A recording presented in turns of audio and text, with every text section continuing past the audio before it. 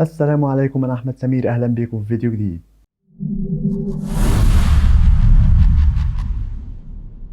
النهاردة هحلل عرض كراون جول. وأنا بحلل العرض دلوقتي وهو لسه خلصان من 10 دقايق.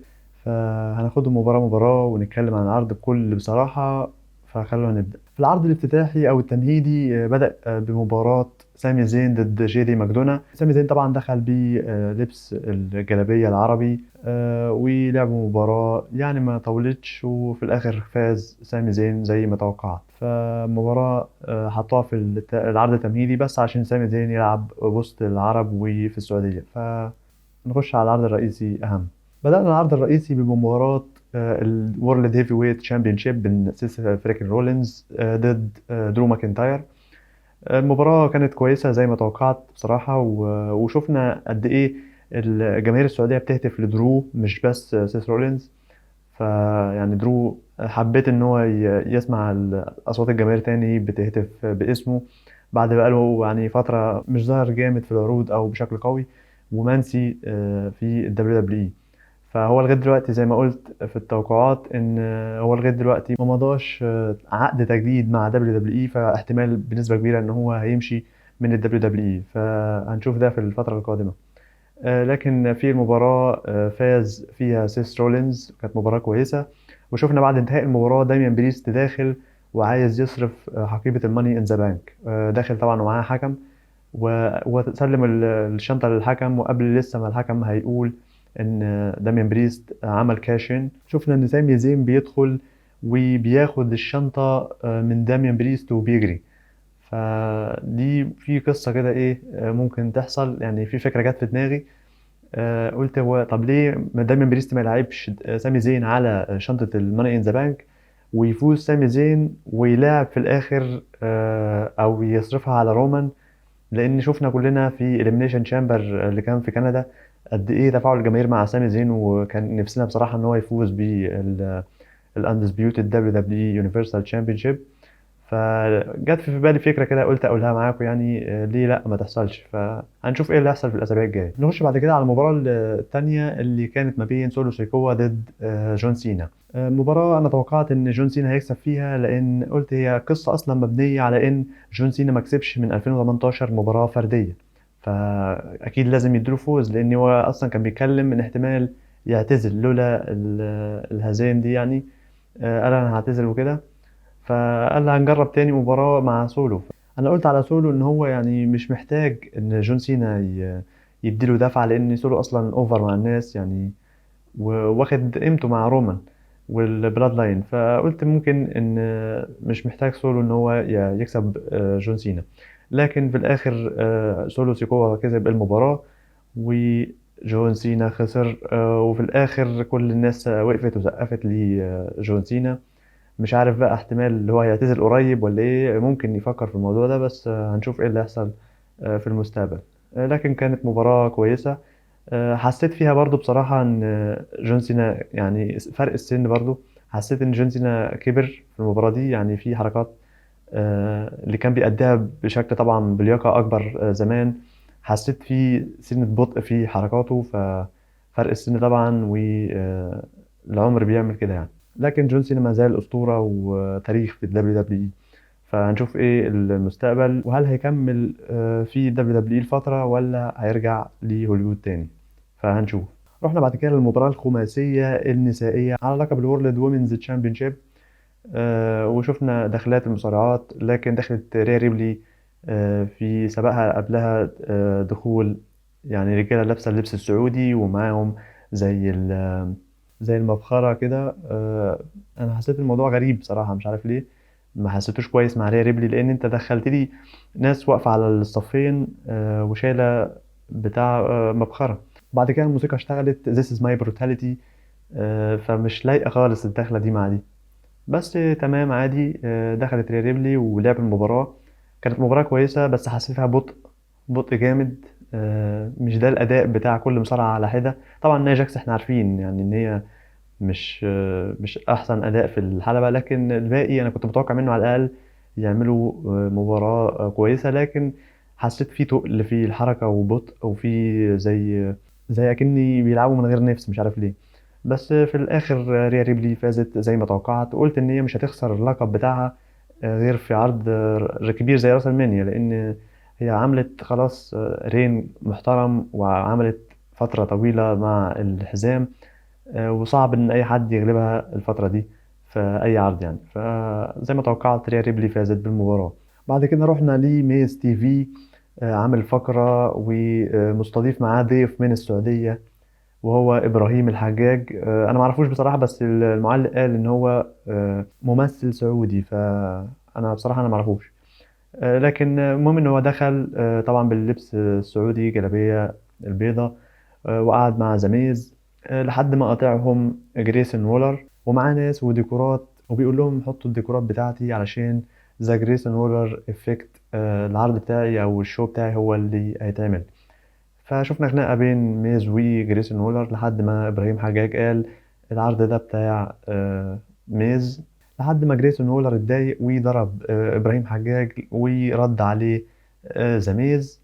وفي الآخر شفنا إبراهيم حجاج بيعمل حركة ذا روك الفينش على جريسون وولر، وخد تحية من الجماهير. يعني كانت فقرة علشان الجمهور السعودي اللي قاعد في الاستاد، فتمام مفيش مشكلة منها. بعد كده رحنا لمباراة دبليو دبليو اي ويمنز تشامبيونشيب ما بين ايو سكاي ضد بيانكا بالير. كانت مباراة كويسة بصراحة، وانا اصلا معجب بايو سكاي، بحب ادائها على الحلبة، فحبيت المباراة دي بصراحة، كانت كويسة. وشفنا تدخل بيلي في اخر المباراة، وايو سكاي قالت لها انت ليه داخلة، فبيلي قالت لها مالكيش دعوة انا هساعدك ومش عارف ايه.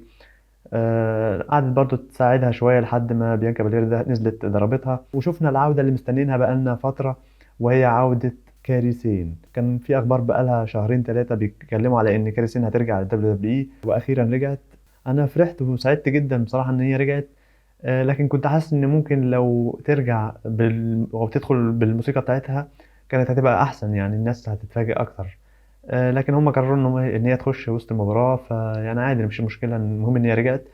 دخلت طبعا ضربت بيانكا بالير وساعدت ايو سكاي، وفازت ايو سكاي في النهايه بالمباراه، وطلعت كاري سين وحضنت ايو سكاي ورفعوا ايد بعض. وشفنا بيلي تحت الحلبه مستنيه او بتبص على ايو سكاي وهي فرحانه بكاري سين ان هي ساعدتها. فهنا ممكن يلعبوا على حته ان انا ساعدتك برضو، يعني بيلي تقول ان انا ساعدتك برضو وانت ما اهتمتيش، وكارثين رجعت وساعدتك، فدلوقتي بترفعي ايديها وفرحانه بيها. فممكن هم يلعبوا على الحته دي. انا حاسس ان في انقلاب هيحصل في دامج كنترول قريب. ونفسي بقى، يعني دي من عندي حته من عندي، نفسي ان يعملوا فريق ما بين ايو سكاي وكاريسين واسكا، يعني الثلاثه دول هيبقوا مع بعض ايه، بصراحه فريق ياباني كده، يعملوا له اسم جديد بصراحه، يبقوا فريق محترم جدا يعني. لكن هنشوف ايه اللي هيحصل في الفترة القادمة بالنسبة لدامج كنترول، وايه هيكون ردة فعل داكوتا كاي لما تشوف كاريسين معاهم.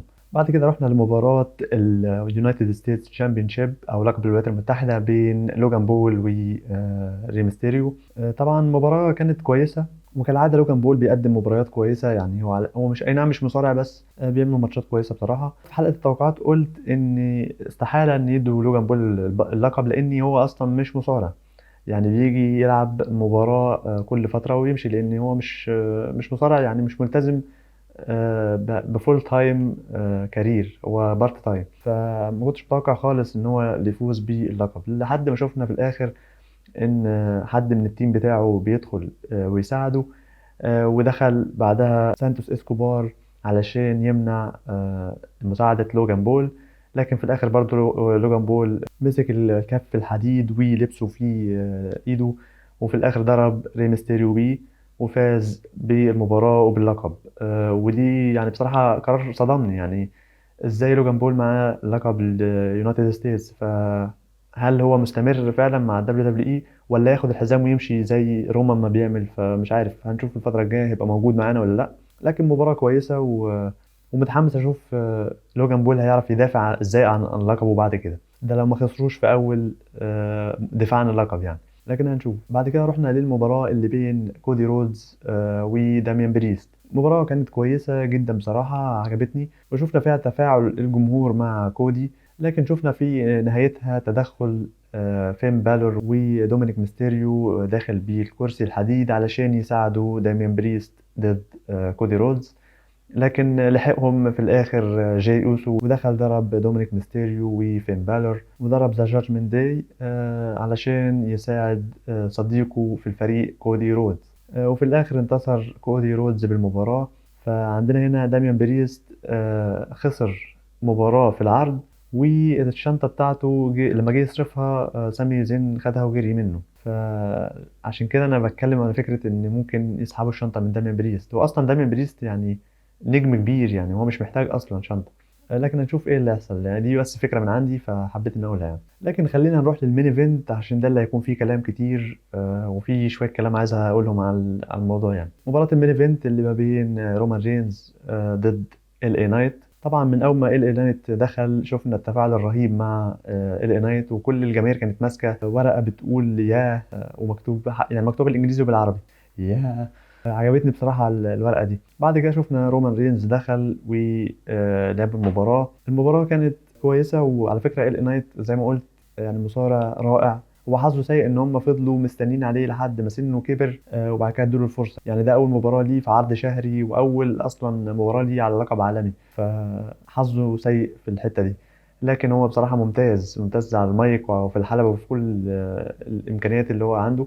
بصراحة يعني يستحق تقدير الجماهير ليه. شفنا مباراة كويسة وعمل مباراة كويسة مع رومان لحد ما شفنا سولو سيكوا على مدخل الاستاد أو مدخل الأرينا يبص له ال اي نايت لحد ما يجي جيمي أوسو من ورا ويشد رومان رينز بعد ما كان خلاص هيتثبت. ونزل ال اي نايت من الحلبة يضرب في جيمي أوسو لحد ما رومان نزل هو كمان وخد له شوية ضرب في طاولة التعليق وكملوا المباراة. وكان ال اي نايت يعني قريب جدا من ان هو يفوز بالمباراة لحد ما شفنا كمان جيمي اوسو بيحط رجل رومان رينز على الحبل قبل ما يعد العدة الثالثة الحكم، لحد ما ينزل ال اي نايت ويضرب جيمي اوسو ويكسر طاولة المعلقين عليه، ورومان رينز ينزل ويدي سبير على البريكيد لل اي نايت. فمباراة كانت كويسة فيها سبوتات حلوة. لكن في النهاية فاز رومان رينز كما هو المتوقع بسيناريو الحكم والتدخلات بتاع بلاد لاين.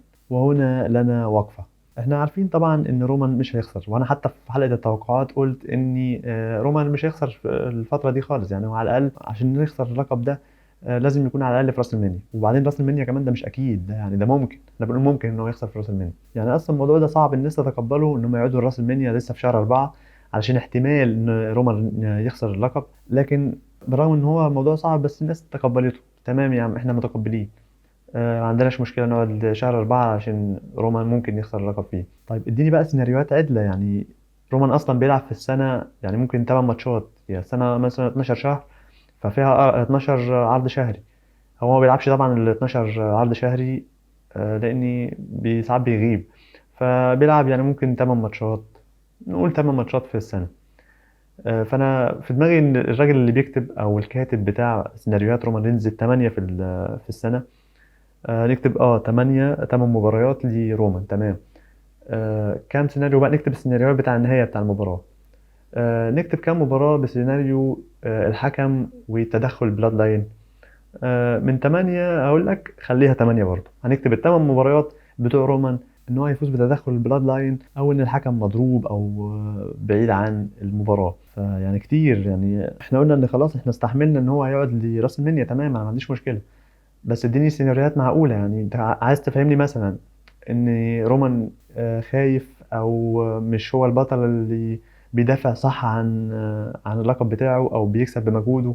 انت مثلا عايز تظهر لي في الفترة الأخيرة ان هو ضعيف وبيكسب بسبب تدخلات البلاد ناين. تمام بس اعملها مرة اتنين تلاتة انما مش كله. كده الناس تزهق. دخلت على البوست بتاع دبليو دبليو اي بعد ما الماتش خلص وكاتبين اند ستيل رومان رينز البطل وما زال يعني البطل. لقيت التعليقات كلها يعني مفيش حتى واحد تعليق يقول او يشجع رومان، لا التعليقات كلها مكتوبة يعني كفاية من رومان زهقنا هيخسر اللقب امتى. برضه سيناريو الحكم برضه سيناريو التدخل بتاع البلاد لاين. فالناس زهقت يعني. وتعليقات يعني مش عربية، انا ما بتكلمش على التعليقات العربية. تعليقات كلها اجانب يعني. فحتى الاجانب نفسهم زهقوا. فأنا قُلت لهم بصراحة يعني إيه، ردّيت عليهم وقُلت لهم انسوا يعني حاولوا تنسوا موضوع رومان رينز والحزام. إحنا عندنا لقب الWorld Heavyweight Championship، فانسوه يعني عندنا بطل جديد، بطل العالم الوزن الثقيل، فحاولوا تركّزوا شوية مع البطولة الجديدة دي، بدل البطولة دي يعني عشان برضه إيه، ما تزهقوش وتتعصبوا وكده. بس ما علينا، رومان فاز في المباراة. أنا زعلان على LA Knight بصراحة إن هو يعني راح ضحية من ضمن ضحايا رومان رينز، فمش عارف هيعملوا إيه مع LA Knight الفترة الجاية، هنشوف إيه اللي هيحصل. لكن كمجمل العرض كان عرض مش بطال، مش وحش. يعني كتقييم إجمالي باللي شفناه والأجواء والمباريات، كان في أكتر من مباراة كويسة بصراحة. فتقييم للعرض كإجمالي هديله 6/10. في عروض كراون جول قبل كده كانت أحسن من العرض ده بكتير، ونجينا نقارنا يعني. فلا أنا شايف إن هو يعني آخره 6/10. لو بالكتير هكرمه ممكن أديله 7/10، بس لا، لكن هستقر على 6/10. فبس ده كان كلامي وتحليلي عن عرض كراون جول. أتمنى السعوديين ما يتضايقوش من التقييم. يعني أنا هدفي إن WWE تهتم بعروض السعودية أكتر، لأن أنا نفسي إن مثلا يتغير فيها أبطال كتير. مش راح تغير لي لقب الولايات المتحدة تديه لوجان بول يعني. لكن هنشوف إيه اللي هيحصل في الفترة القادمة. أعلنوا في خلال العرض إن سرفايفر سيريز هيكون يوم 25 نوفمبر. فعندنا عرضين شهريين في نفس الشهر، في شهر 11. وطبعا ده هيكون آخر عرض في السنة لحد طبعا رويال رامبل في السنة الجديدة 2024. وما شفناش طبعا عودات زي راندي أورتن أو سي إم بانك. لكن كاريسين رجعت، أكيد فرحان إن هي رجعت، ومستني أشوف إيه اللي هيحصل بالنسبة لي. فبس ده كان كل اللي عندي الفيديو النهاردة. اشترك في القناة لو مش مشترك، واعمل لايك للفيديو لو عجبك. وده كان فيديو النهاردة، كان معاكم أحمد سمير. أشوفكم إن شاء الله في فيديو جديد. سلام.